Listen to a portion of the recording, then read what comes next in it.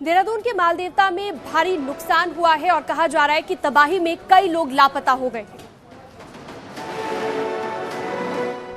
उत्तराखंड में मौसम का मिजाज तल्ख है।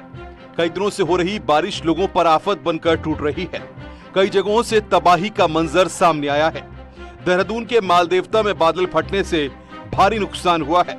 कई घरों में बारिश का पानी घुस गया है। एसडीआरएफ और प्रशासन की टीम राहत बचाव में जुटी हुई है। वहीं आपदा में सरकेत में कई लोगों के मिसिंग होने की सूचना भी है। मलबा की भी काफी है, तो वहाँ पे भी ऑपरेशन चल रहे हैं कि अगर कोई दबा है या कोई और इशू होगा तो वहाँ पे भी अभी एसडीआरएफ की टीम है जो देख रही है इसे। मालदेवता में भारी तबाही के बाद चल रहे रेस्क्यू कार्य का जायजा लेने खुद सीएम धामी मौके पर पहुंचे और हालात का जायजा लिया। सीएम ने रायपुर के बाढ़ प्रभावित इलाकों का निरीक्षण किया और अधिकारियों को निर्देश दिए। उन सभी स्थानों पर हमारी जो आपदा प्रबंधन की टीम है, एसडीआरएफ की टीम है, अन्य प्रशासन के लोग हैं, सब जगह मौके पर पहुंचे हैं और सब लोग देख रहे हैं। मैं भी स्वयं भी मौके पर जाने की कोशिश कर रहा हूं कि मैं भी मौके पर जाकर राहत कार्यों में जो भी चीजें चल रही हैं उसको देखूं। प्रतापगढ़ में आई तेज आंधी से भारी क्षति हुई और शहर में कई पेड़ पौधे और खंभे जमींदोज हो गए। प्रतापगढ़ में मिनटों के तूफान ने पूरे शहर की तस्वीर बदल कर रख दी। जिले में तेज रफ्तार से चल रही आंधी से सैकड़ों पेड़ और बिजली के पोल उखड़ गए। कई घर भी क्षतिग्रस्त हो गए। एक गांव में कच्ची दीवार गिरने से प्रधान की पत्नी गंभीर रूप से घायल हो गई। इसी बीच एक बवंडर देखा गया, जिसे देखकर लोग हैरान रह गए। ये तस्वीरें रानीगंज कोतवाली इलाके की हैं, जहां इस अद्भुत घटना को लोगों ने अपने मोबाइल में कैद कर लिया। तेज रफ्तार की इस आंधी में कई घर और दुकानें क्षतिग्रस्त हो गईं। प्रतापगढ़ के दो गांवों में तूफान का कोहराम देखा गया। तूफान से शहर में जगह जगह पेड़ और बिजली के खंभे गिर गए। पुलिस फोर्स के साथ पहुंचे सीओ जगह जगह राहत और बचाव कार्य कर रहे हैं। आंधी की वजह से शहर में हुई तबाही का मंजर आप तस्वीरों में देख सकते हैं। आंधी की वजह से कई कच्चे मकान क्षतिग्रस्त हो गए। सड़क किनारे लगे पेड़ गिर गए। पोल गिरने से कई जगह बिजली सप्लाई ठप रही। वहीं खेत में लगी फसलों को भी नुकसान पहुंचा है। चित्रकूट में बारिश की वजह से जगह जगह पर जलभराव की स्थिति बन गई है और कहा जा रहा है कि 12 गांव का जिला मुख्यालय से संपर्क कट गया है। चित्रकूट में लगातार हो रही बारिश लोगों के लिए परेशानी का सबब बनती जा रही है। बारिश की वजह से 12 से ज्यादा गांवों का संपर्क टूट गया है। पहाड़ों पर बारिश की वजह से मानिकपुर की बरदाहा नदी का जलस्तर बढ़ गया है और नदी पर बने चेक डैम के ऊपर से पानी बह रहा है, जिससे आवागमन ठप हो गया है।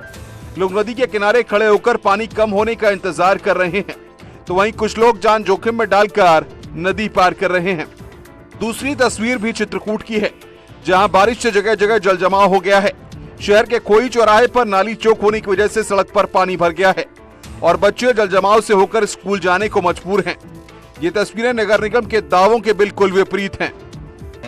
यहाँ पर ग्राम प्रधान संग्रामपुर वाले बालू भी यहाँ पर पड़ी थी, उसको भी हटवा दी गई है। बच्चों को शिक्षा ग्रहण करने में, विद्यालय आने में बहुत ज़्यादा तकलीफें का सामना करना पड़ता है। कई बार बच्चे इस पर गिर भी जाते हैं, फिर ही बच्चे विद्यालय आते हैं, लेकिन अभी तक कोई शासन द्वारा या नगर पंचायत द्वारा इस पर कोई व्यवस्था।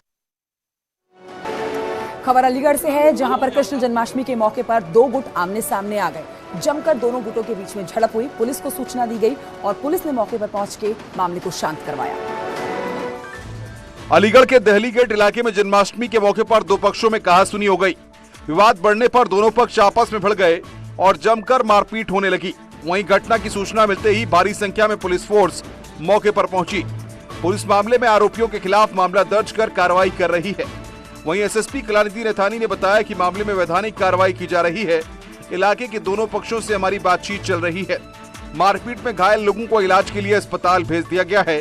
फिलहाल हालात काबू में हैं। दो पक्षों में झड़प की सूचना मिली थी दिल्ली गेट में, तो यहाँ पर तत्काल पुलिस बल यहाँ पे पहुँचा है और वैधानिक कार्रवाई प्रचलित कर दी गई है।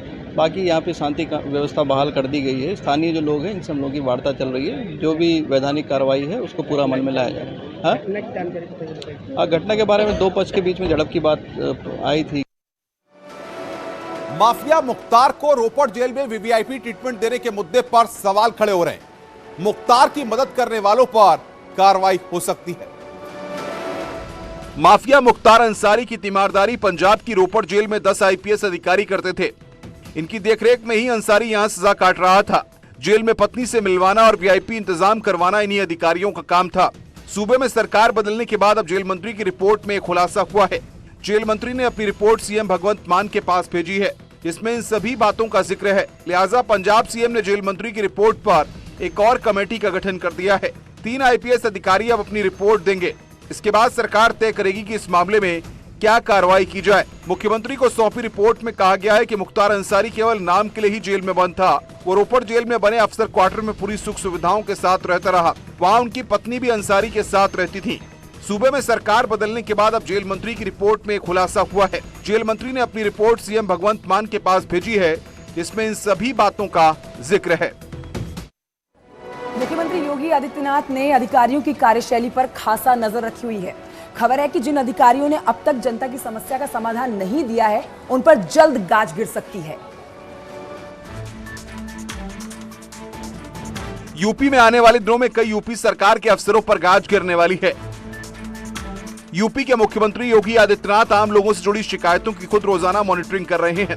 सीएम योगी के पास आम लोगों की शिकायतों से जुड़ी हर जिले की रिपोर्ट है और इसी के आधार पर जिले के कई अफसर रडार पर हैं। माना जा रहा है कि जल्द ही कई जिलों में अफसरों पर बड़ी कार्रवाई होगी। सीएम योगी की जनता दर्शन में पहुंच रही हर शिकायतों का गहनता से परीक्षण किया जा रहा है और ऐसे मामले जिनमें कार्रवाई की आवश्यकता है उन्हें संबंधित अधिकारियों को भेजा जा रहा है। हालांकि कुछ मामलों में निचले स्तर पर अधिकारियों की लापरवाही पर कार्रवाई भी की गई है। सीएमओ के मुताबिक सीएम योगी के जनता दर्शन में इस साल 4 अप्रैल से 16 अगस्त तक 28,715 जन शिकायतें आई हैं। इनमें से 26,258 मामलों का निस्तारण हो चुका है। 3,329 संवेदनशील मामलों में उसी दिन सीएम कार्यालय की ओर से फोन पर बात कर रिपोर्ट ली गई है और 2,677 मामलों में अप्रूव किया गया। वहीं 591 रिपोर्ट को संतोषजनक नहीं होने पर आपत्ति के साथ वापस किया गया। सीतापुर में एक बार फिर आवारा कुत्तों का आतंक देखने को मिला। कुत्तों ने एक टीचर पर जानलेवा हमला कर दिया। सीतापुर में एक बार फिर आवारा कुत्तों का आतंक देखने को मिला है। सुबह स्कूल खोलते समय 6 से ज्यादा कुत्तों ने टीचर पर हमला कर दिया। कुत्तों के अटैक में टीचर राम प्रताप सिंह घायल हो गए। किसी ग्रामीणों ने टीचर को बचाया। मामला एलिया ब्लॉक के मुस्तफाबाद प्राथमिक स्कूल का है। बता दें कि यह सीतापुर में कोई पहली घटना नहीं है। इससे पहले भी आवारा कुत्तों ने कई लोगों पर हमला कर घायल किया। ऐसे में स्कूल जाने वाले बच्चों पर भी खतरा मंडरा रहा है। गांव के लोग अब भी दहशत में हैं। लोगों ने कई बार शिकायत की लेकिन इसका कोई समाधान नहीं हुआ।